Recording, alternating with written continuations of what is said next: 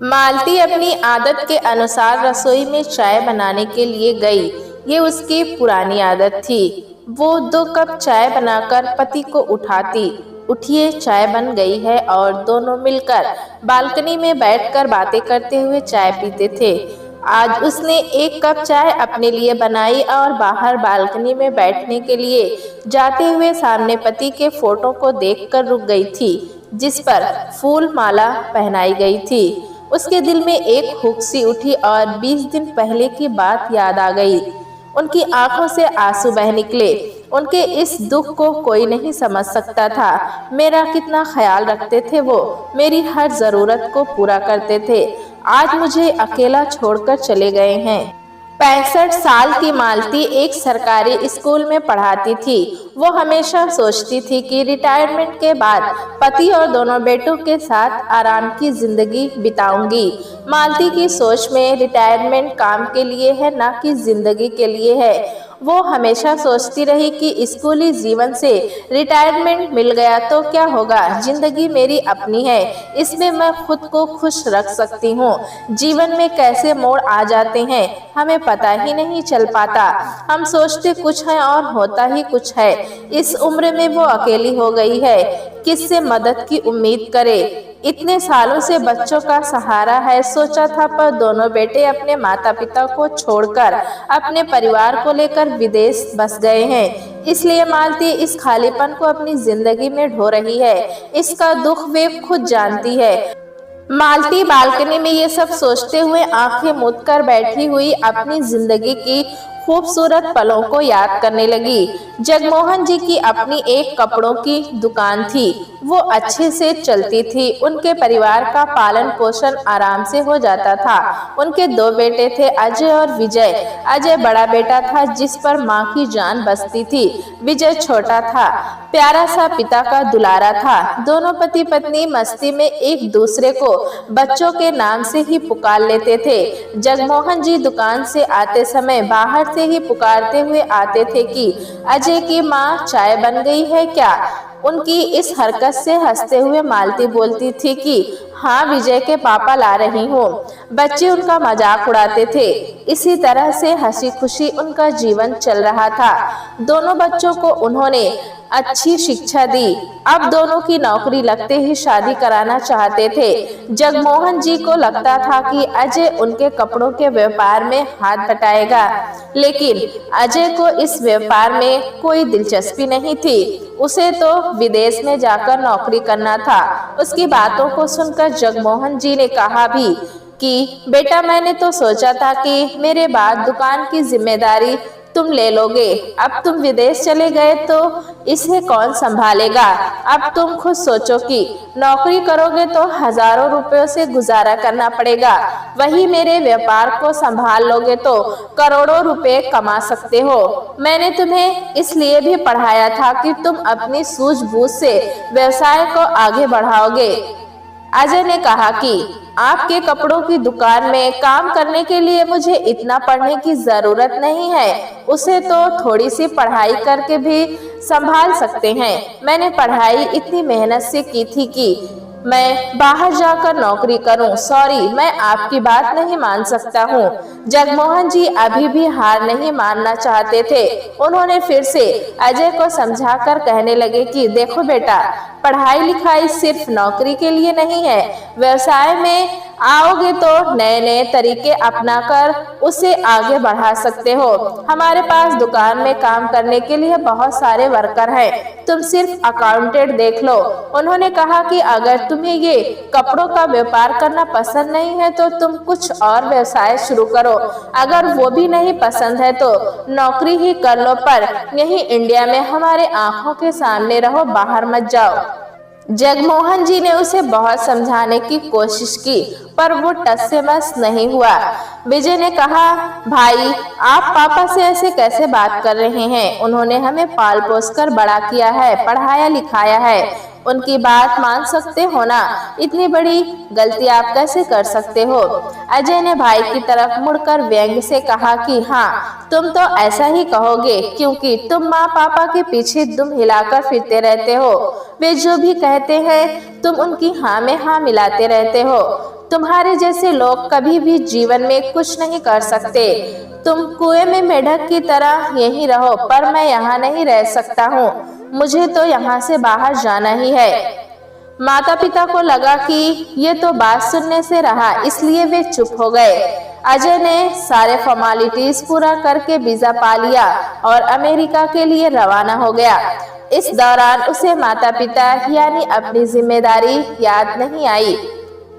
अजय के जाते ही मालती उदास हो गई थी। जगमोहन उसकी उदासी दूर करने के लिए कहने लगे थे कि मालती, दुखी मत हो। आजकल के बच्चे अपने तरीके से जीने के लिए सोचते हैं। वो सब तो ठीक है जी, हम माता पिता प्रतिपल उनके लिए ही जीते हैं, उनके भविष्य के बारे में ही सोचते हैं। बच्चे हमारे बारे में क्यों नहीं सोचते? मालती, चिंता मत करो, अजय को अपने रास्ते जाने दो। विजय है ना, वो हमारी देखभाल कर लेगा। तुम्हें मालूम है ना, बचपन से ही विजय हमारी बात मानता है, हमारे आगे पीछे घूमता है। वैसे भी वो अजय के समान स्वार्थी नहीं है। विजय भी उनके हाथ पकड़कर कहा, माँ पापा, मैं आप लोगों को कभी छोड़कर नहीं जाऊंगा। इसके बदले में चाहे मुझे कोई बहुत सारा पैसा ही क्यों न दे दे। विजय ने माता पिता से वादा तो किया था, लेकिन उसे ज्यादा दिन तक निभा नहीं पाया, क्योंकि उसे श्वेता बहुत पसंद आ गई थी। उसकी सुंदरता पर वो लट्टू हो गया था। उसके सामने उसे माता पिता की याद ही नहीं आ रही थी। श्वेता को भी विजय पसंद आया था, क्योंकि उसे भी ऐसा ही लड़का चाहिए था जो उसके आगे पीछे घूमता रहे। श्वेता अपने 2 भाइयों की लाडली बहन थी। उसके पिता भुवन शहर के बहुत बड़े बिजनेसमैन थे। विजय के पिता का बिजनेस भुवन जी के बिजनेस के आगे बहुत छोटा था। उनके दोनों बेटे पिता के बिजनेस में साथ देते थे। श्वेता और भुवन एक ही कॉलेज में पढ़ते थे। श्वेता के पीछे बहुत सारे लड़के पड़े हुए थे, लेकिन श्वेता को विजय ही पसंद आया था। श्वेता ने देखा कि विजय उसे बहुत पसंद कर रहा है, तो उसने उसका फायदा उठाया और कहा कि शादी के बाद वो ससुराल में नहीं रहेगी, मायके में ही रहेगी और विजय को उसके साथ चलना पड़ेगा। विजय पहले तो झिझका कि माँ पापा को छोड़कर कैसे जाऊंगा, पर श्वेता को देखकर उसका दिल उसकी तरफ ही मुड़ गया और वो उसकी बात को राजी खुशी मान गया था। उन दोनों की शादी धूमधाम से हो गई और श्वेता नाम के वास्ते एक बार ससुराल आई और फिर विजय को लेकर अपने घर लौट गई। मालती ने जगमोहन से कहा कि देखिए, विजय जो हमारा सहारा बनेगा सोचा था, वो भी अपनी पत्नी का पल्लू पकड़कर चला गया है। मालती, जाने दो, अजय को रोक नहीं सके तो विजय को क्यों रोकें? बच्चे जब तक घोंसले में रहते हैं तब तक साथ रहते हैं, क्योंकि उन्हें हमारी जरूरत पड़ती है। वे उड़ नहीं सकते हैं, अब तो उन्हें उड़ना आ गया है, इसलिए वे अब रुकना नहीं चाहते हैं। श्वेता के पिता ने विजय और श्वेता को अमेरिका में जो बिजनेस है उसकी जिम्मेदारी सौंप दी और वे दोनों भी अमेरिका चले गए। दोनों बच्चों के जाने के बाद जगमोहन की तबीयत बहुत खराब हो गई और वे दुकान भी नहीं जा पा रहे थे। पति पत्नी बहुत ही मस्त रहते थे, लेकिन आज एक दूसरे से सिर्फ बच्चों के बारे में ही बातें करते थे। इतना बड़ा घर जो हमेशा बच्चों की खुशियों से भरा होता था, लेकिन आज पूरे घर में खामोशी छाई हुई है। बच्चों को और उनकी यादों से कितना दूर जाना चाहते थे, पर जा नहीं पा रहे थे। उनकी आंखों में आंसू आ जाते थे। जगमोहन जी ने अपनी दुकान बेच दी और घर पर ही रहकर डॉक्टर का ट्रीटमेंट कराने लगे। मालती अपना समय घर के कामों में लगाने लगी। जगमोहन जी समाचार पत्र के समाचारों को जोर से पढ़कर मालती को सुनाते थे और मालती सुनकर अपने विचारों को व्यक्त करती थी। एक दिन जगमोहन जी समाचार पढ़ते हुए रुक गए थे। मालती ने 2-3 बार पूछा कि क्या बात है, आप चुप क्यों हो गए हो? जब वहां से कोई जवाब नहीं आया तो वो उन्हें देखने बैठक में पहुंची और देखा कि समाचार पत्र नीचे गिरा हुआ था। मालती ने उन्हें उठाने की कोशिश की, देखा तो उनका शरीर ठंडा हो गया था और उनकी आंखें खुली हुई थी। वो जोर जोर से रोने लगी थी। उनकी रोने की आवाज सुनकर पास पड़ोस के लोग भी आ गए। उनमें से ही किसी ने दोनों बच्चों को फोन करके खबर दे दी। बच्चों ने पिता की मृत्यु पर दुख व्यक्त किया और कहा कि वे इस समय इंडिया नहीं आ सकते हैं, इसलिए आप लोग ही उनके अंतिम संस्कार कर दीजिए। उन्होंने मालती के बारे में भी पूछा कि उनके लिए क्या करें, तो अजय ने कहा कि वे हमेशा कहती रहती हैं कि घर में लोगों से भरा होना चाहिए और समाज सेवा पर लेक्चर देती रहती थी ना, तो उनसे कहिए कि वृद्धाश्रम में जाकर वहीं समाज सेवा करें और लोगों के बीच रहें। जगमोहन जी की मृत्यु से मालती जी की दुनिया ही मानो रुक गई थी। ऊपर से लोगों की बातों से वो और भी टूट गई थी। जगमोहन जी को गए हुए 20 दिन हो गए थे और मालती अकेली इतने बड़े घर में रह गई थी। वो इस सदमे से उबर नहीं पाई थी। जगमोहन जी की कुर्सी पर बैठकर चाय पीते हुए उन्हें याद करके आंसू बहाने लगी। दोपहर का समय हो गया था, लेकिन उन्हें अपने खाने की चिंता भी नहीं हुई। उसी समय डोरबेल की आवाज हुई तो वो वर्तमान में आकर आंसू पोंछते हुए दरवाजा खोलकर देखा तो उसकी सहेली रेखा खड़ी हुई थी। उसे गले लगाकर रोते हुए कहती है कि देख, जगमोहन मुझे अकेला छोड़कर चले गए हैं। रेखा की आंखों में भी आंसू आ गए थे। उसने कहा कि मैं शहर में नहीं थी, आज ही आई हूँ और मुझे खबर मिली तो मैं भागकर यहाँ आई। मालती उसके लिए चाय बनाने के लिए उठी थी कि उसका सर चकराया और वो गिर पड़ी। रेखा उसे डॉक्टर के पास ले जाने की बात कही तो मालती ने कहा कि कुछ भी नहीं हुआ है, मैंने सुबह से कुछ नहीं खाया है, इसीलिए सर चकरा गया है।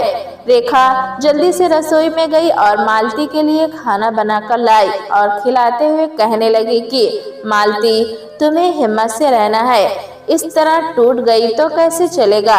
मालती ने कहा कि कैसे हिम्मत दिखाऊं रेखा, मेरे 2 बच्चे हैं, दोनों ही बाहर हैं और अब पति ने साथ छोड़ दिया है। इतने बड़े घर में अकेली कैसे रहूंगी, यही सोचकर दिल दहल जाता है।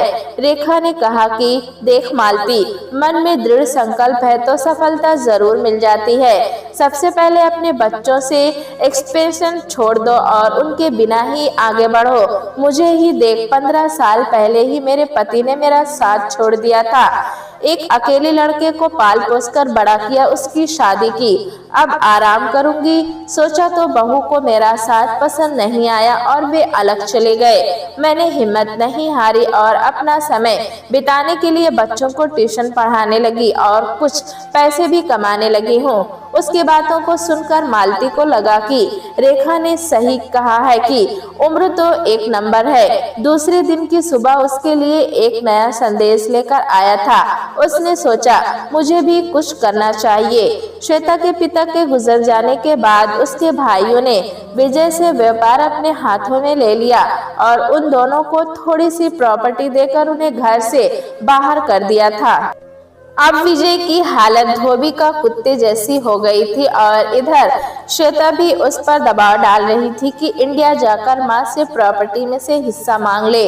विजय ने कहा कि जब से पापा की मृत्यु हुई तब से हमने एक बार भी अपने घर फोन करके माँ के हाल चाल भी नहीं पूछा है, आज हिस्सा मांगने कैसे जा सकते हैं। श्वेता ने कहा कि ये सब सोचने लगोगे तो हम कुछ नहीं कर सकते हैं।